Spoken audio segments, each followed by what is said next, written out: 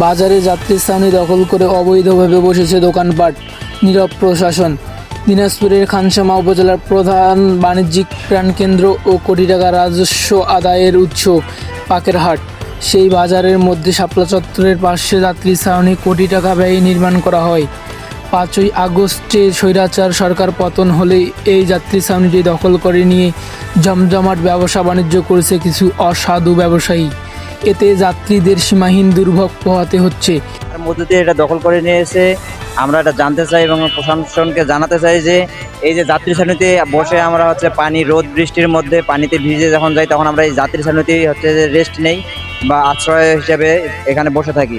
তবে আজকে যে একটা চিত্র লক্ষ্য করলে দেখা যায় যে কিছু অসাধু ব্যবসায়ী এখানে টিন শেড দিয়ে এটাকে পুরোপুরিভাবে দখল করে নিয়েছে। আপনারা এখানে আসলে দেখতে পাবেন যে কিভাবে তারা দখল করে নিয়েছে এবং কার মধ্যে দখল করে নিয়েছে 5 তারিখের পর। এরা একটি বাণিজ্য শহর, আর এই শহরে আপনারা এই শহরে বিভিন্ন জায়গা থেকে প্রতিনিয়ত বিভিন্ন ধরনের মানুষ আসে এখানে ব্যবসা বাণিজ্য করার জন্য। এবং এই সব থেকে একটি প্রশাসন এখানে একটি যাত্রী ছাউনি করে দিয়েছে। সেই যাত্রী ছাউনিটার যে পিছনে দেখতে পাচ্ছেন যে ঘরগুলো, এই ঘরগুলোর পিছনে কিন্তু যাত্রী ছাউনি। আসলে 5ই আগস্টের পর থেকে মানে যে যার মতো সব কিছু দখল করে নিয়েছে।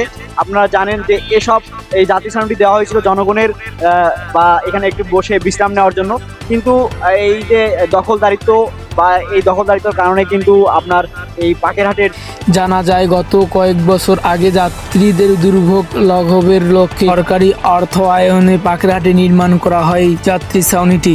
যাত্রীরা ওই স্থানে রোদ বৃষ্টি এবং রেস্ট নেওয়ায় গাড়ি আসার আগ পর্যন্ত যাত্রী ছাউনিতে বসে অপেক্ষা করতেন।